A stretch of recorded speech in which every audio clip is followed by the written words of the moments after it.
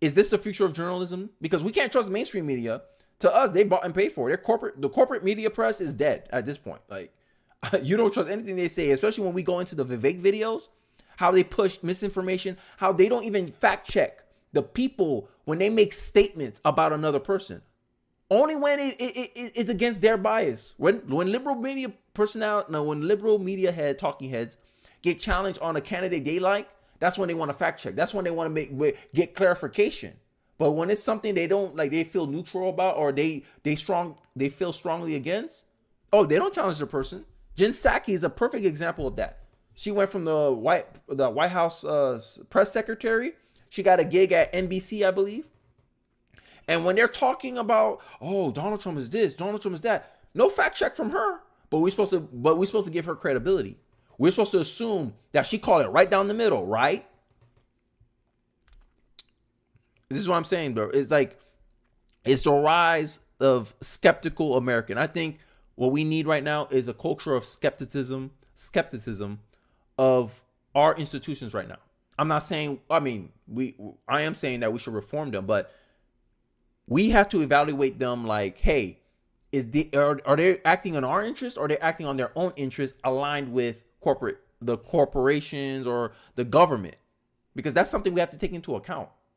This is an inconvenient truth for the mainstream media. They cannot deny this. They cannot deny their bias is playing a part into all this. But I digress. Let's get into the video. Out of reporting on what they're doing. Pool's part of what some call the new media, reporters who work for themselves and often cover things the mainstream media miss. The news you're getting comes straight from me and straight from the source on the ground. That brings them viewers. 4 years ago, this was happening. So the cycle repeats itself.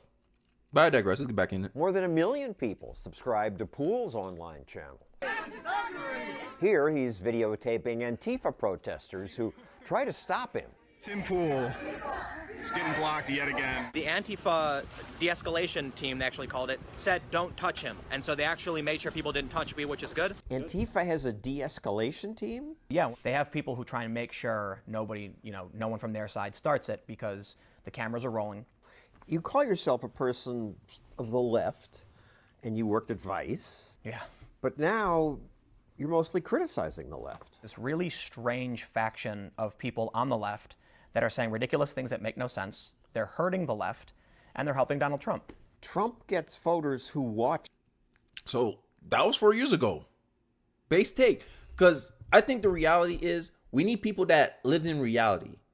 We need journalists that has a model like this. Ask a question that I can't answer, not an answer I can't question.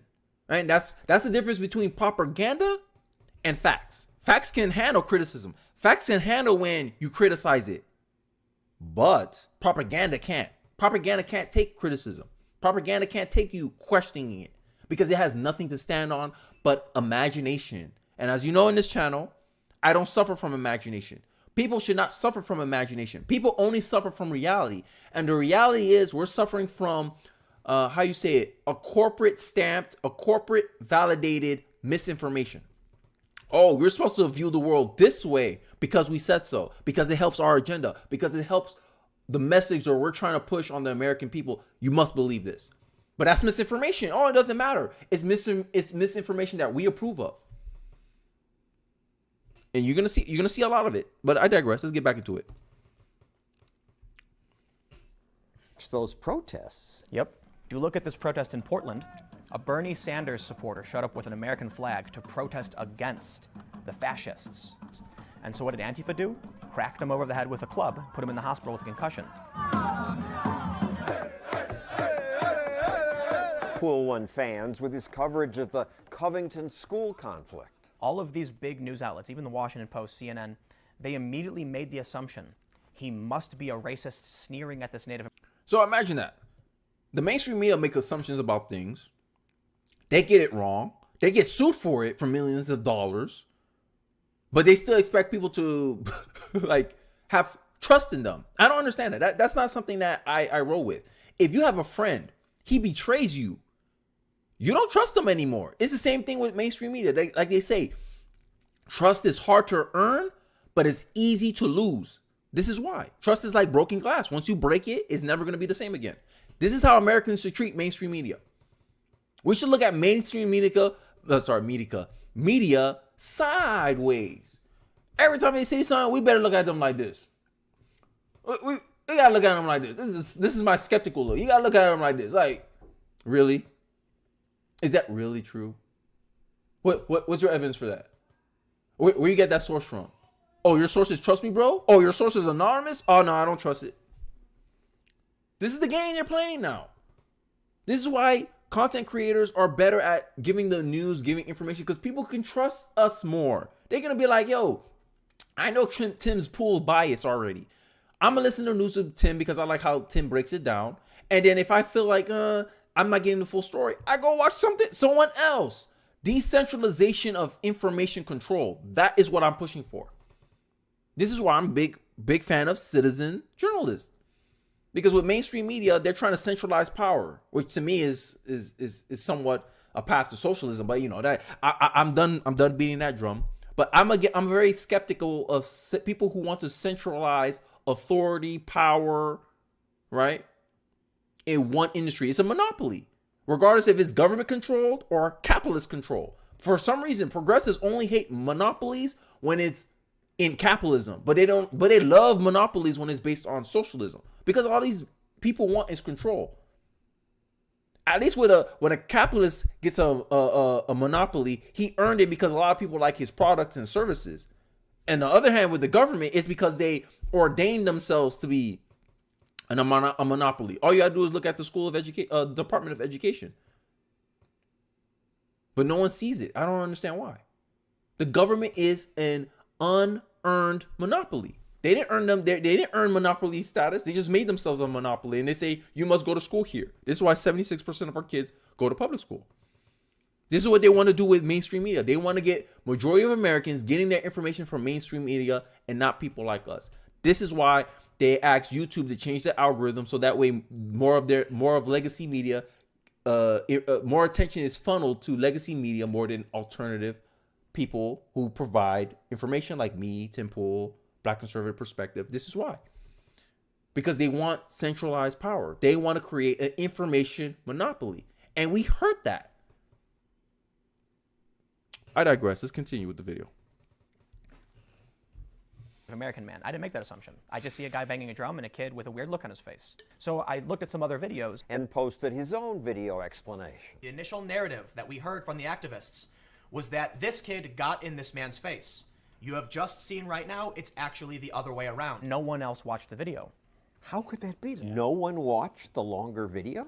Nope. Here's what happens. One left-wing journalist says, look at this racist. His buddy sees it and says, wow, look at this racist. And then it's a big old circular game of telephone where no one actually does any fact-checking. And then And this is why the bias is dangerous. This is why left-wing bias in journalism is dangerous. And actually bias in any field is dangerous, right? You want to strive for parity, or at least create an environment where the contrarian view has as much exposure as the narrative. But that's not what's happening in mainstream media. This is why I'm saying mainstream media is propaganda. Propaganda wants centralized control over information. This is why the government is trying to control the internet. It's a battle to monopolize information. And we already know, earlier in the video, if you missed it, I already pointed out most of the journalism is the most left-wing profession, the most left-wing career in America. Those are the facts. This is not what I think. This is not an assumption I'm making. I researched it. I show you the proof already. All you got to do is go earlier in the stream. I might even clip this up. The mainstream media is biased. And this is why most of the mainstream media got it wrong unless you were conservative, which is an endangered species in journalism. So that means my view is something that most people are not exposed to. Most people don't even understand. But here we are. Oh, we're well informed. Oh, I read the news. Oh, that's fake news. How you know it's fake news? Based on what? Oh, some talking head with an some talking head on an productivized studio told you so. Oh, you trust him or you didn't trust me? Okay, but can you disprove these facts though? This evidence though.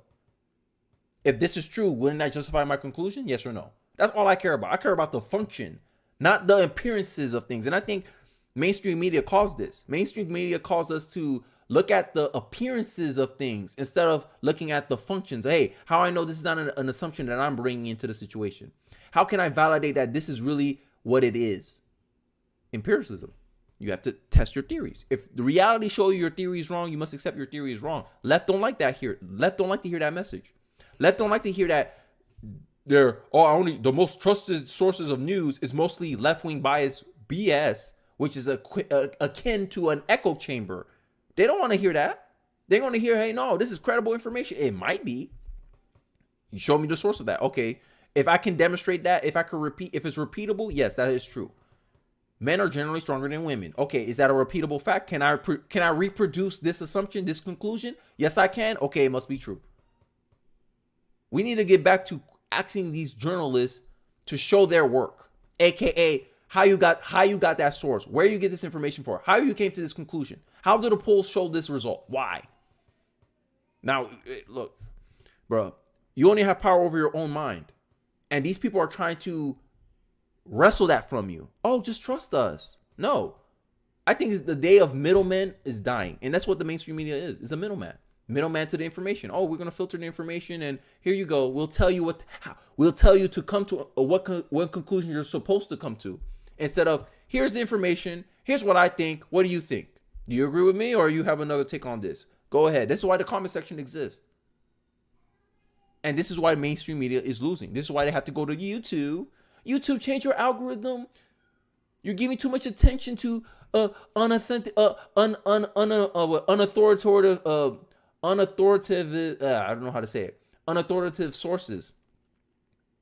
You're supposed to filter it. You're supposed to filter it to us. We're legacy media. We're authoritative sources. We're supposed to get more attention about these topics. Watch, you're gonna see it's already happening. I already did a podcast episode on that already. How they're changing the rules to make you automatically jump to mainstream media, legacy media, because on the merits, meritocracy. That's what I'm about. Meritocracy. May the best win. They know they lose to people like Tim Pool. And this is an example of this. This is why civilian journalism is winning. People are like, yo, civilian journalism are kicking you journalists' butt. And where y'all go to? Run to the old guard. Tell hey, we got to protect our authority. We got to protect our credibility. And they just hurt it even more. I digress. New York Times, Washington Post, CNN all publish the same fake story. Poole and Reason's Robbie Suave told the true story.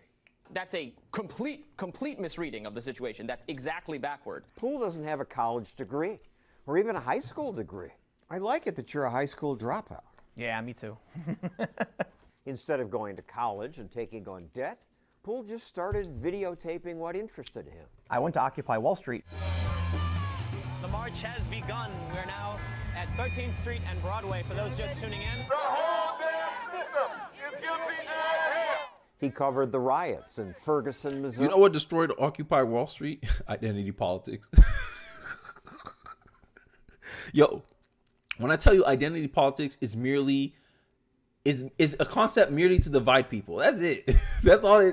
That's the whole purpose of identity politics. It's not to tell you the reality or the truth about things, not to make you awake. No, it's to divide you, to see someone else as an other. When technically, functionally, you have a common enemy. It's crazy.